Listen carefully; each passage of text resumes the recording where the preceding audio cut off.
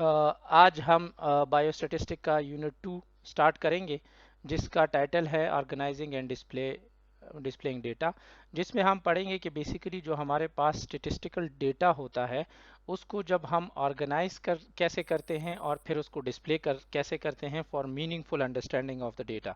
ठीक है, जिस तरह हमने बायोस्टैटिस्टिक्स में पढ़ा था कि हमारे पास बेसिकली जिसमें हमारे पास बेसिकली हम ने ये पढ़ा था स्टैटिस्टिक के डिफिनेशन में कि जब हम डेटा कलेक्ट करते हैं तो फिर उसको समराइज करते हैं, फिर इसको ऑर्गेनाइज करते हैं और फिर इसको मीनिंगफुल वे में डिस्प्ले करके उससे कुछ कंक्लूजन्स निकालते हैं।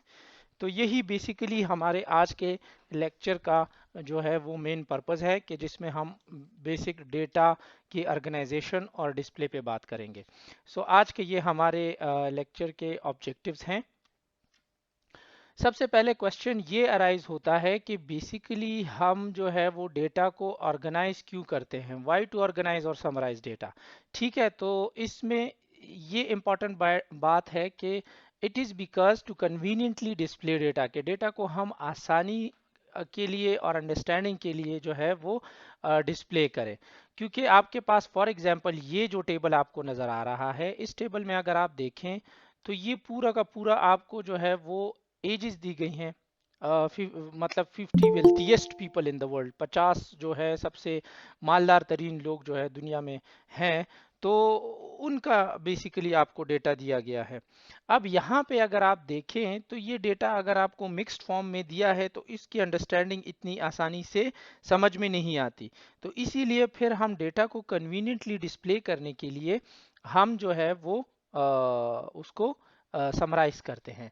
The second point is when conducting a statistical study, the researcher must gather data for particular variable under the study। जो हमारे पास particular variable होता है स्टडी के अंदर, वो हम उससे related as a researcher data collect करते हैं ताकि उसको हम अंडरस्टैंड कर सके।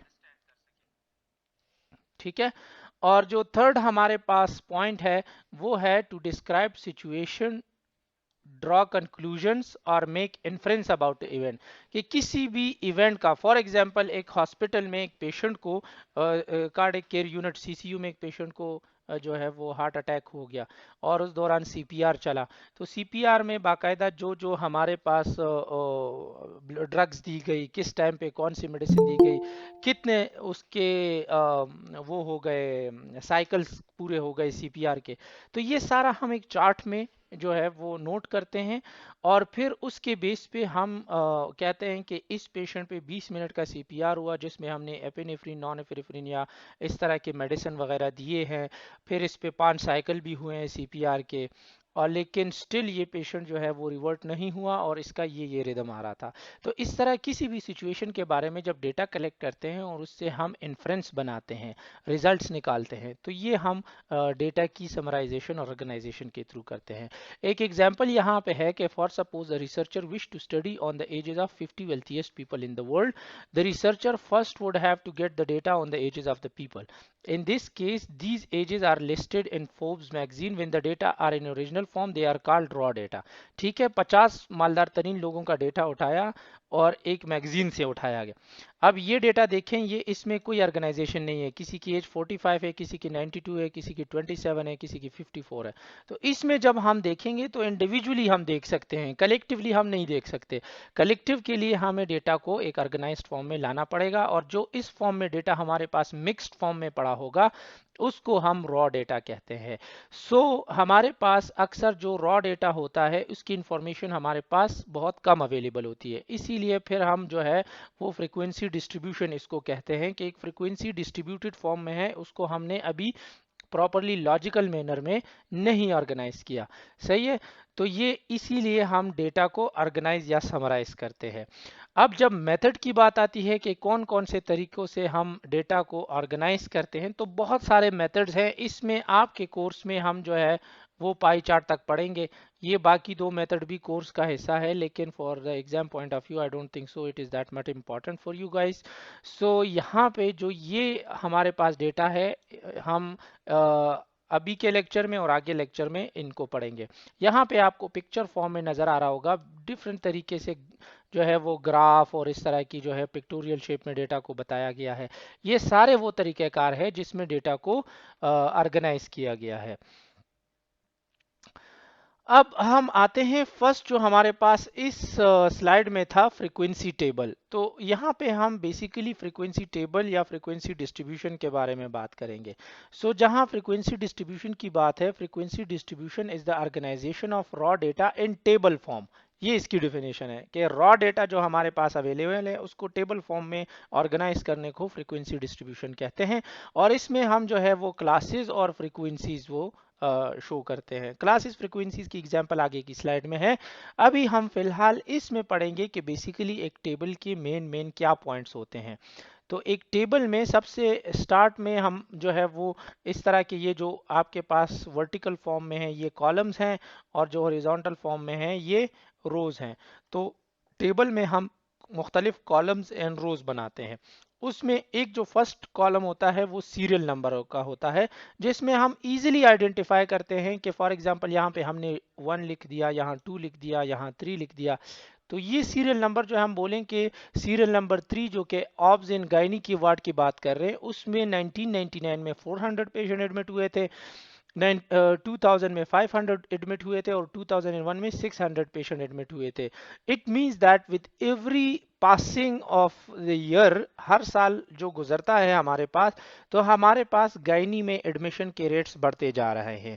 तो फ्यूचर में हम जब भी गायनी में बेड एलोकेशन या इस तरह की फैसिलिटीज़ प्रोवाइड करने की बात करेंगे तो उसमें हम इसको कंसिडर करेंगे कि पेशेंट की तादाद चूंकि बढ़ती जा रही है, इसीलिए हमें फैसिलिटी और स्टाफ और ये चीज़ भी ज़्यादा से ज़्यादा प्रोवाइड करनी चाहिए। इस तरह ये फर्स्ट जो है वो सीरियल नंबर है। The second thing is the title. Title जैसे यहाँ पे ये दिखाया है, patient admitted in teaching hospital during the years 1999, 2000 and 2001। ये एक शॉर्ट, कंसाइज और सेल्फ एक्सप्लेनेटरी टाइटल है जिसमें बताया गया है कि जो ये टेबल है, तो इस टेबल में हमारे पास बेसिकली एक टीचिंग हॉस्पिटल का डेटा है मुख्तलिफ वार्ड्स का, 3 साल के पेशेंट्स जो कि एडमिट हुए थे 3 साल के दौरानिए में, तो उनका यहाँ पे एक टेबल बनाया है, एक डेटा दिया गया है। फिर इसके बाद जो है हमारे पास सबसे जो एक बात ये भी सामने आती है कि बेसिकली जो हम टेबल ड्रॉ करते हैं, तो टेबल हमारे पास क्या क्या मेन चीज़ें हमें उसको बतानी चाहिए। ठीक है, what are the 4 question that a table must answer. एक टेबल में क्या होने चाहिए, एक ये व्हाट, बेसिकली ये टेबल है क्या, किस चीज़ के बारे में है, वेयर, कहाँ का डेटा है, हाउ, कैसे, मतलब वो ग्रुप्स में है, क्लासेस में है या इंडिविजुअल है, एंड व्हेन, और कब लिया गया है। तो ये 4 क्वेश्चन जो है ये एक टेबल हमें बताता है। फिर इसके बाद नंबर एंड टाइटल।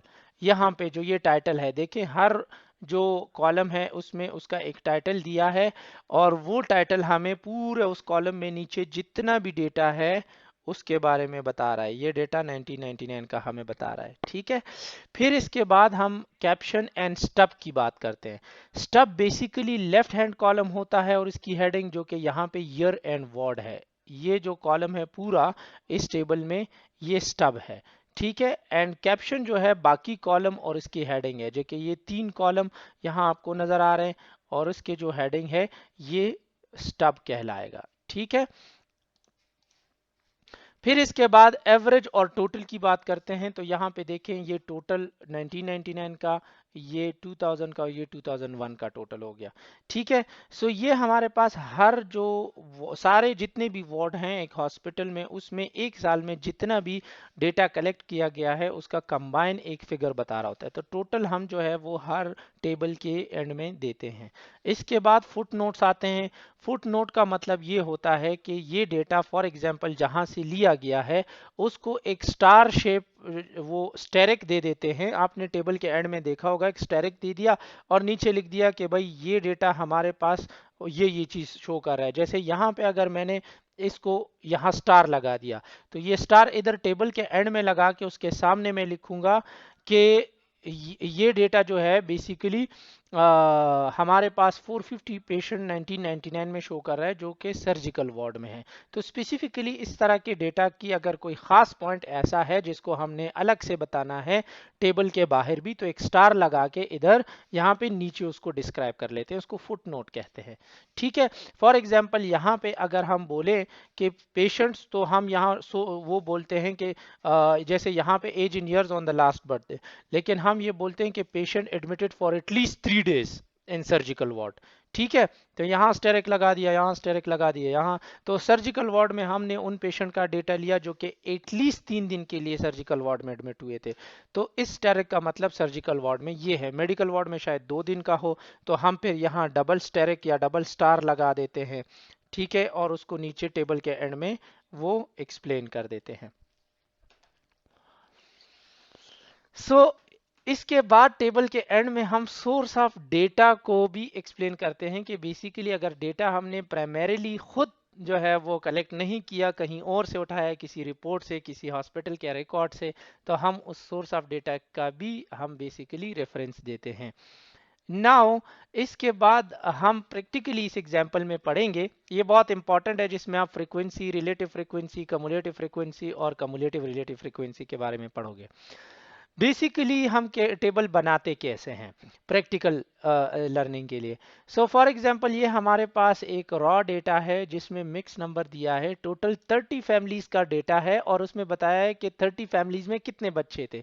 तो फॉर एग्जांपल एक फैमिली में 3 थे, एक में 2 थे, एक में 5 थे, एक में 3 बच्चे थे, फिर एक फैमिली ऐसी थी जिसमें कोई बच्चा नहीं था, फिर एक फैमिली ऐसी थी जिसमें 1 था, फिर एक और फैमिली थी जिसमें 3 थे। तो देखिए 3 यहाँ भी है, यहाँ भी है, यहाँ भी है, तो ये मिक्स फॉर्म में पड़ा हुआ है रॉ डेटा, इसको इसलिए हम कहते हैं। तो जब हम इसको ऑर्गेनाइज करते हैं तो सबसे पहले इसको हम जो है असेंडिंग या डिसेंडिंग ऑर्डर में अरेंज करते हैं। यहाँ हमने इसको असेंडिंग ऑर्डर में अरेंज किया है। तो जब इसको हम असेंडिंग ऑर्डर में करते हैं, असेंडिंग का मतलब कम नंबर से स्टार्ट करके बिगर नंबर पे ख़त्म करना है। तो यहाँ 0 सबसे कम नंबर है, और जो सबसे बड़ा नंबर है वो 8 का है। तो यहाँ 0, फिर दोबारा 0, इसमें एक ये 0 आया है, एक ये 0 आया है, तो ये 2 0 लिख लिए। फिर 1 को काउंट कर लिए, 1 1 1, तो 3 1 आए हैं, तो हमने 3 बार 1 लिख लिया। फिर 4 हमारे पास 5 टाइम आया है, तो हमने 2 को हमने 5 टाइम लिख दिया। इसी तरह 3 भी हमारे पास जो है वो 5 टाइम आया है, तो हमने 3 को भी 5 टाइम लिख लिया। 4 हमारे पास बेसिकली 6 टाइम आया है, तो वो हमने 6 बार लिख लिया। तो इस तरह डेटा हमने ऑर्गेनाइज कर लिया। इसके बाद हम टेबल ड्रॉ करते हैं। तो सबसे पहले हमने टेबल में हम बेसिकली अपने वेरिएबल्स को देखते हैं। हमारे पास एक वेरिएबल है number of children, total 30 families हैं, जिसमें हमारे पास हर फैमिली से नंबर ऑफ चिल्ड्रन बताए गए हैं। ठीक है, तो हमने नंबर ऑफ चिल्ड्रन की बात की। फिर हमारे पास उसकी फ्रीक्वेंसी कि अगर एक पेशेंट कितनी ऐसी फैमिलीज हैं जिसमें कोई भी बच्चा नहीं है। सही है, 0 चिल्ड्रन मींस कोई बच्चा नहीं है, तो उसकी फ्रीक्वेंसी 2 है, मतलब 2 ऐसी फैमिलीज हैं जिसमें कोई बच्चा नहीं है। इसके बाद हमारे पास जो है वो 3 ऐसी फैमिलीज हैं जिसमें एक हमारे पास बच्चा है। फिर इसके बाद हमारे पास 5 ऐसी फैमिलीज है जिसमें 2 बच्चे हैं। फिर 5 ऐसी फैमिलीज फिर ऐसी हैं जिसमें एटलीस्ट 3 बच्चे हैं। फिर हमारे पास जो है वो 6 ऐसी फैमिलीज हैं जिसमें 4 बच्चे हैं। तो ये हमने बाकायदा नंबर ऑफ चिल्ड्रंस लिख लिए, यहाँ पे हमने बाकायदा उनकी फ्रीक्वेंसी लिख ली। ठीक है, सो अब जो है हम बात करते हैं रिलेटिव फ्रीक्वेंसी। रिलेटिव फ्रीक्वेंसी किसे कहते हैं? रिलेटिव फ्रीक्वेंसी मतलब जो टोटल नंबर आपके पास है फैमिलीज का, या कोई भी फ्रीक्वेंसी है तो वो 30 फैमिलीज हैं, तो आउट ऑफ 30 हम फैमिली को काउंट करते हैं, क्योंकि फ्रीक्वेंसी तो फैमिली के हिसाब से हमने की है ना। यहाँ 2 फैमिलीज हैं, यहाँ 3 फैमिलीज हैं, यहाँ 5 फैमिलीज हैं।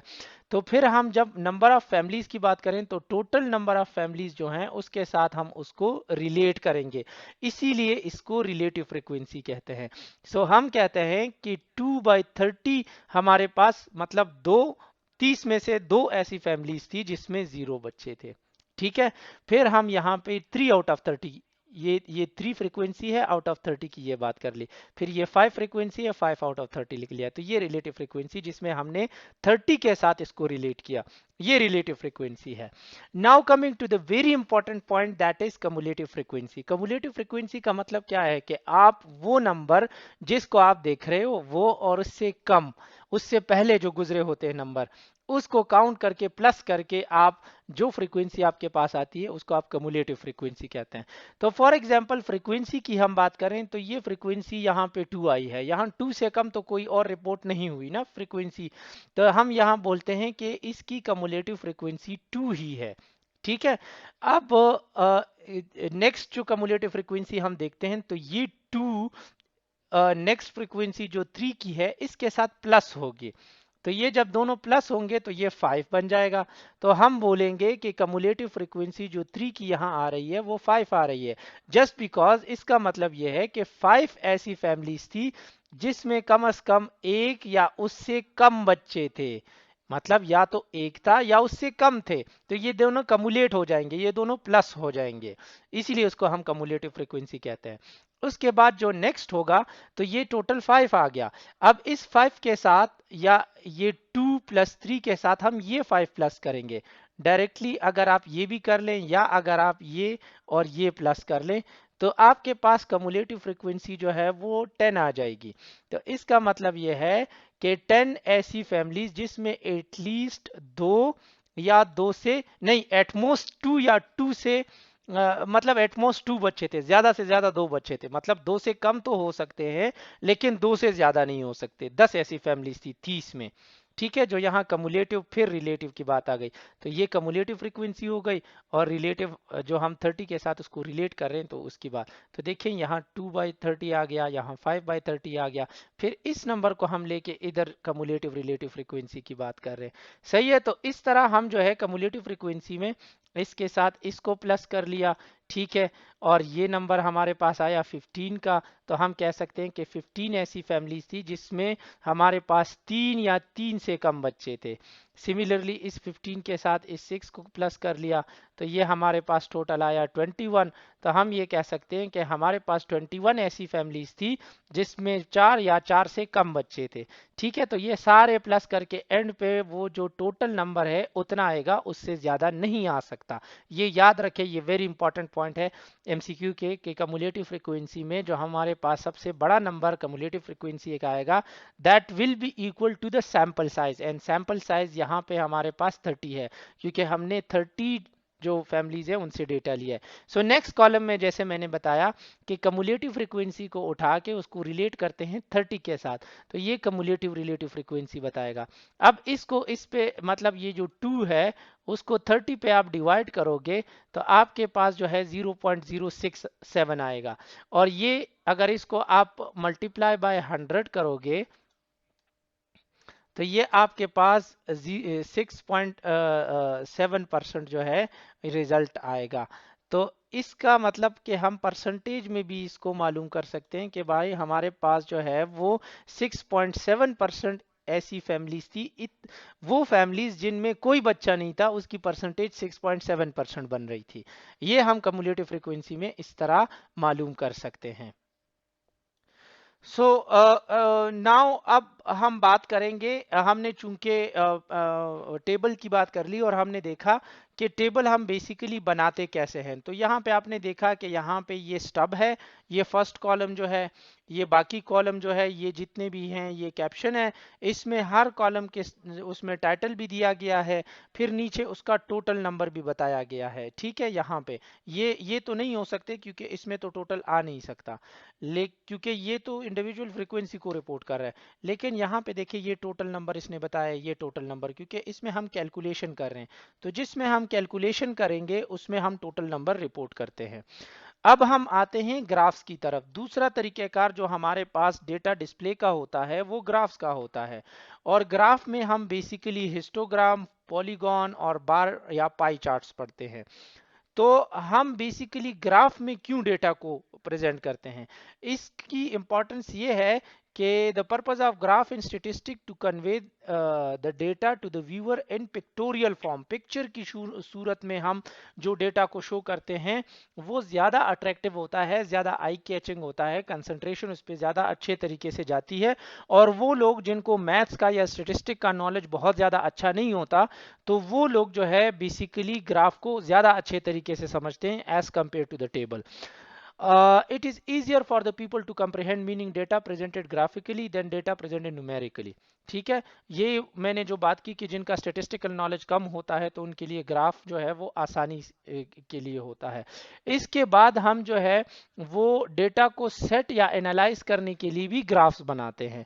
And it is useful in getting audience attention in a publication और प्रेजेंटेशन में या किसी भी रिसर्च पब्लिकेशन में या रिपोर्ट राइटिंग में जब हम ग्राफ को शो करते हैं तो वो आसानी से लोगों को समझ आता है। They can be use to discuss issues, reinforce critical point और समराइज अ डेटा सेट। ये तीनों चीज़ें हम ग्राफ के थ्रू कर सकते हैं कि जिसमें कोई इशू डिस्कस किया गया हो या जो है वो रीएनफोर्स किया गया हो, कोई क्रिटिकल पॉइंट या समराइज किया हो कोई इंपॉर्टेंट डेटा।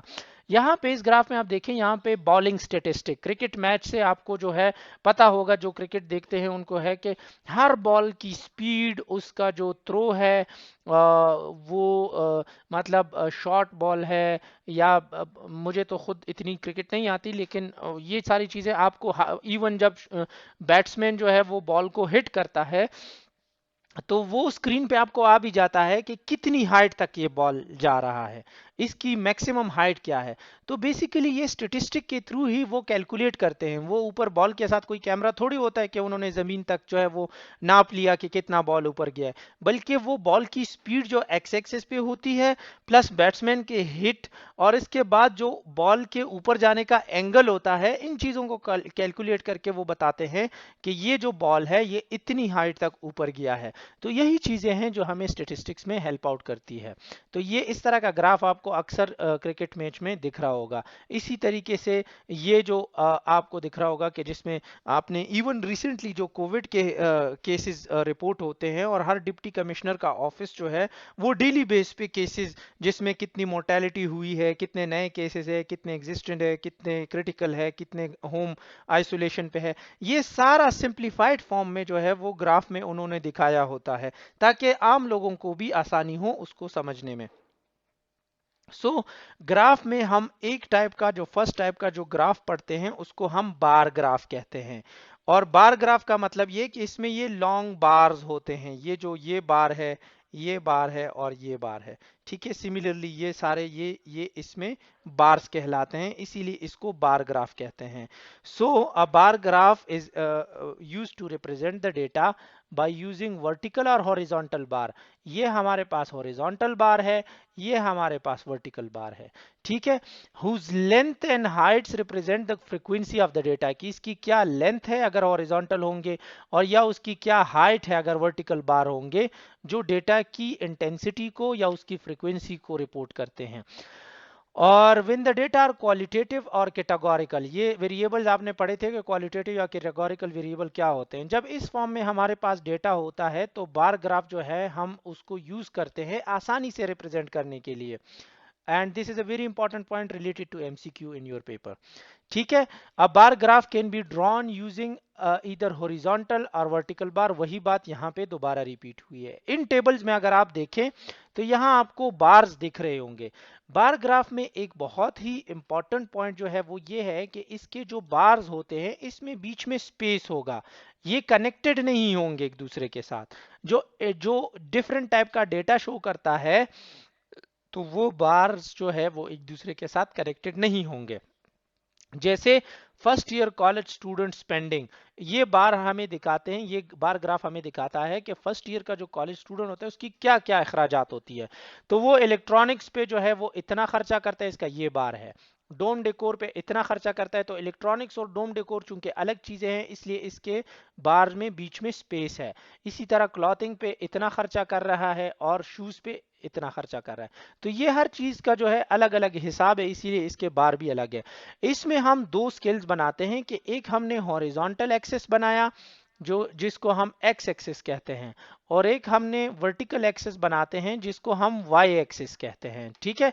और इस पे हम बाकायदा एक स्केल लगा के उसको बाकायदा रिप्रेजेंट करते हैं। जैसे यहाँ इस टेबल में जो डॉलर्स में अमाउंट है, जो कि पैसे या जितने रुपए वो खर्च कर रहा है, फॉर एग्जांपल पाकिस्तानी रुपए में अगर कर रहा है तो वो कितने रुपए खर्च कर रहा है, जो हमने एक्स एक्सेस पे ड्रॉ कर लिया। और जो बाकी चीजें हैं जो कि वेरिएबल्स हैं उसको हमने वाई एक्सेस पे शो कर लिया, जिसमें इलेक्ट्रॉनिक्स आ गया, डोम डेकोर आ गया, क्लॉथिंग और शूज आ गई, ठीक है। तो ये अगर इसको हम देखें तो इलेक्ट्रॉनिक्स पे ये डायरेक्टली यहाँ ख़त्म हो रहा है, तो इसको हम ये सीधी लाइन अगर ड्रॉ करें और बोले तो हम ये कह सकते हैं कि एक स्टूडेंट जो है वो एक साल में इलेक्ट्रॉनिक्स की सामान पे $700 खर्च करता है, और वो शूज़ पे जो है वो तकरीबन $70 खर्च कर रहा है, और वो डोम डेकोर पे ये $300 खर्च कर रहा है। तो ये देखें, ये स्केल के साथ इसको ये कोरिलेट कर सकते हैं हम।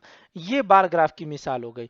इस दूसरे टेबल में आप देखें तो जो इंडिगो कलर है इससे मैन रिप्रेजेंट हुआ है, और जो लाइट ग्रीन टाइप का कलर है इससे वुमेन रिप्रेजेंट हुआ है।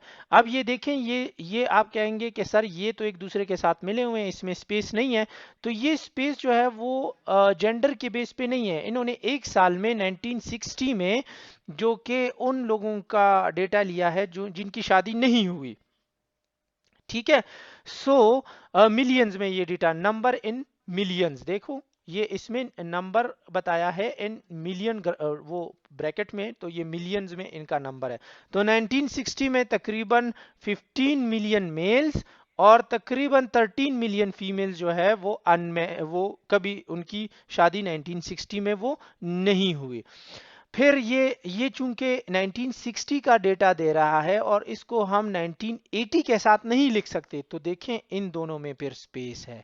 सही है कि 1960 और 1980 का डेटा अलग अलग है, इसलिए इसको हम जब साथ नहीं ले सकते तो ये इसमें स्पेस है। जबकि 1960 में तो बोथ मेल एंड फीमेल दोनों एग्जिस्ट कर रहे थे ना, तो जब दोनों एग्जिस्ट कर रहे थे और दोनों का हमने डेटा लिया है तो इसलिए उसको हम साथ लिखते हैं इस बार ग्राफ में, ठीक है। तो सिमिलर वेरिएबल्स को साथ लिखते हैं और जो अलग अलग वेरिएबल होते हैं वो अलग लिखते हैं, और उसमें ये बीच में ये स्पेस होता है।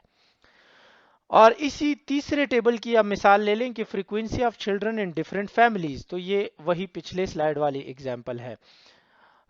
हम बार ग्राफ को कैसे ड्रॉ करते हैं? बार ग्राफ को बेसिकली हम जब ड्रॉ करते हैं तो इसकी मिसाल इस स्लाइड में ले लें कि college student spending for first year, ठीक है। ये वही जो लास्ट स्लाइड में मैंने आपको एग्जांपल दी।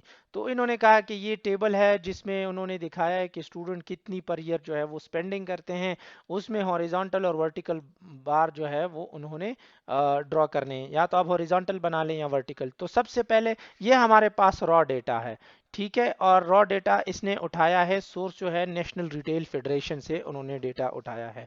अब इसका सोल्यूशन क्या है? सबसे पहले तो हम एक एक्स एक्सेस बना लेते हैं और वाई एक्सेस बना लेते हैं। एक्स एक्सेस ये बना लिया और वाई एक्सेस ये वाला लाइन बना लिया, और उस पे हमने स्केल के थ्रू जो है वो जो जो हमारे वेरिएबल थे वो ड्रा कर लिए। फॉर एग्जांपल एक्स एक्सेस पे मैंने जो है वो स्पेंडिंग शो की, और वाई एक्सेस पे मैंने जो मुख्तलिफ चीज़ें हैं जिस पे पैसे लगाए हैं वो मैंने शो कर लिए। तो ये उनकी फ्रीक्वेंसी है और ये उनकी स्पेंडिंग है, ठीक है। इसके बाद हमने जितना उसका लेंथ होता है, फॉर एग्जांपल मैं बोलूँ $100 is equal to 1 centimetre on the x axis line. X axis line पे 100 सेंटीमीटर जो है वो 1 सेंटीमीटर वो $100 के बराबर है। तो मैंने 1 सेंटीमीटर लाइन ड्रॉ कर ली और यहाँ नीचे $100 लिख दिया। फिर मैं देखता हूँ कि शूज़ पे उन्होंने चूंकि $100 खर्च किए हैं, तो मैं यहाँ इस जो 1 सेंटीमीटर है इतना ग्राफ बना लूँ और बोलूं कि ये जो बार है ये हमारे पास शूज पे स्टूडेंट्स की स्पेंडिंग को शो कर रहा है। Now coming to the histogram. अब हिस्टोग्राम क्या चीज है? Histogram is basically a graph that display the data by using continuous vertical bar unless the frequency of a class is 0।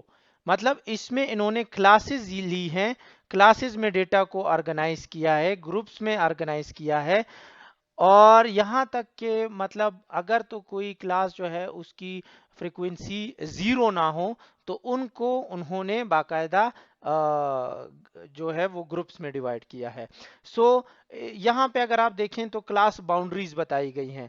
For example इन्होंने जो टेम्परेचर रिकॉर्ड किया है तो उन्होंने कहा है कि हमारे पास बेसिकली ये एक एग्जांपल है, the data shows the record high temperature for each of the 50 states. 50 जो हमारे पास स्टेट्स हैं अमेरिका के, तो उसमें उन्होंने हाई टेम्परेचर रिकॉर्ड किया है। तो इन्होंने देखा कि 99.5 से 104, ये 5 का टोटल नंबर है जो इसमें 99.5 टू 104 5 की क्लास बाउंड्री है। ठीक है, तो इसमें इतने टेम्परेचर में हमारे पास जो टेम्परेचर हाईएस्ट रिपोर्ट हुआ है 50 स्टेट में, वो 2 बार रिपीट हुआ है, मतलब 2 स्टेट्स में रिपोर्ट हुआ है। फिर हमारे पास 104.5 से 109.5 तक का टेम्परेचर जो है, इसके दरमियान टेम्परेचर हमारे पास हाईएस्ट जो इस रेंज में आ रहा था वो 8 स्टेट में है। और फिर 109.5 से लेकर 114.5 फ़ारेनहाइट तक का जो टेम्परेचर था वो 18 स्टेट में रिपोर्ट हुआ है। मतलब इस रेंज में टेम्परेचर 18 स्टेट्स में वो हाईएस्ट टेम्परेचर के तौर पे रिकॉर्ड हुआ है। तो सबसे पहले हमने क्लास बाउंड्रीज बना ली, फिर हमने फ्रीक्वेंसीज उसकी लिख ली कि कितनी बार रिपोर्ट हुआ है। तो इसका जब हम टेबल ड्रॉ करेंगे तो इसमें हम वही एक्स एक्सेस और वाई एक्सेस ड्रॉ करते हैं। ठीक है, एक्स एक्सेस पे हमने टेम्परेचर की क्लास बाउंड्री लिख ली। देखिए यहाँ 99.5 से लेकर 104.5 तक, फिर इस 104.5 से लेकर जो यहाँ देखें 104.5 यहाँ भी था, फिर यहाँ से स्टार्ट हुआ है। तो इट मीन्स ये क्लास जो है यहाँ खत्म होती है और इसकी शुरुआत दूसरे क्लास की इसी नंबर से हो जाती है, ये 109.5 तक। और इसी 109.5 से लेकर 114.5 तक की जो क्लास है, ये तीसरी क्लास बाउंड्री शो कर रहा है। तो हमने एक्स एक्सेस और वाई एक्सेस बता दिए और इस पे हमने नंबर ऑफ स्टेट्स जो है वो कर दिए रिपोर्ट। तो इसमें हमारे पास 0 कम से कम नंबर आएगा, जबकि 18 हमारे पास सबसे मैक्सिमम फ्रीक्वेंसी रिपोर्ट हुई है। तो इसलिए जिसमें जितनी फ्रीक्वेंसी होगी, जैसे इस क्लास बाउंड्री में हमारे पास जो है वो 2 बार रिपोर्ट हुई है, तो हमने 2 की हाइट तक इसका ग्राफ बार बना लिया, इसमें 3 तक बार बना लिया, और इसमें ये 18 तक देखें, ये ऊपर सबसे हाई जो 18 है इस तक बना लिया। अच्छा, अब इसमें और बार ग्राफ में डिफरेंस क्या है? बार ग्राफ में हमारे पास जो ग्राफ होते हैं वो डिफरेंट पैरामीटर्स या डिफरेंट वेरिएबल्स को दिखा रहे होते हैं।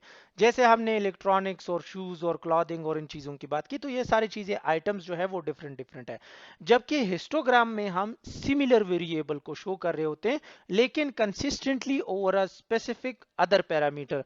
जैसे यहाँ पे हमने सब जो है वो टेम्परेचर पे बात की है, और लेकिन इसमें हमने क्लास बाउंड्री के बेस पे टेम्परेचर की बात की है। तो चूंकि जब हम क्लास बाउंड्री बताते हैं और यहाँ पे हमने कहा कि 99.5 से 104 तक का, तो ये हमने एक ग्राफ बना लिया। अब आप बोलते हैं कि सर इसमें स्पेस क्यों नहीं है? स्पेस इसलिए नहीं है कि दूसरा जो है जो यहाँ पे 104 पे खत्म हुआ है, ये दूसरी क्लास जो है वो 104 पे स्टार्ट हुई है। तो हम इसीलिए ये दूसरा जो बार है ये इसी से स्टार्ट करके आगे ले जाएंगे। और फिर आप बोलेंगे कि सर ये 109.5 से 114.5 तक का, सर ये चूंकि 109.5 यहाँ से स्टार्ट होता है, 104.5 तक जाता है, तो इसीलिए इसमें जो बार्स होते हैं वो एक दूसरे के साथ कनेक्टेड होते हैं। तो इट मीन्स जो ये डेटा है ये एक ही वेरिएबल के बारे में है जो कि टेम्परेचर है, और किसी न किसी तरीके से क्लास बाउंड्री के थ्रू ये कनेक्टेड है। इसमें ये दूसरा एग्जांपल ले लें कि पेशेंट की एज और हमने इसमें डिजीज का पैटर्न देखा है, frequency. For example heart attack की अगर हम बात कर लें, तो अगर जिसका एज जो है वो हम ये बोलें कि भाई 0 हमारे पास कोई एज नहीं है और 2 हमारे पास जो है वो 20 ईयर्स शो कर रहा है, सही है। तो हमने एज ऑफ द पेशेंट को एक्स एक्सिस पे वो ड्रॉ कर लिया, और वाई एक्सिस पे हमने उसकी जो वो है क्या, for suppose number of heart attacks एक साल में, तो वो हमने ड्रॉ कर लिए। तो इसमें हम देखते हैं कि ऐसे पेशेंट जो कि तकरीबन 5 से 15 साल की एज में थे यहाँ से यहाँ तक, तो उनको उसमें मतलब 3 बार जो है वो हार्ट अटैक। ऐसे तो नहीं, खैर मतलब 15 साल के उनको ये रियलिस्टिक एग्जांपल तो नहीं है, लेकिन फॉर एग्जांपल ये जो है इसमें हम कोई दूसरी एग्जांपल ले लें। फॉर एग्जांपल इसमें हम फॉल की एग्जांपल ले लें कि भाई एज ऑफ द पेशेंट और फॉल के इंसिडेंट्स। ठीक है, तो एज अगर 0 से 15 साल के बीच है तो उनमें हमारे पास एक साल में 3 फॉल के इंसिडेंट्स रिपोर्ट हुए हैं। तो ये हमारे पास हिस्टोग्राम इस तरह का डेटा शो कर रहा है, चूंकि ये हमारे पास फॉल की ही बात कर रहा है तो इसीलिए हमारे पास ये ग्राफ एक दूसरे के साथ अटैच्ड हैं।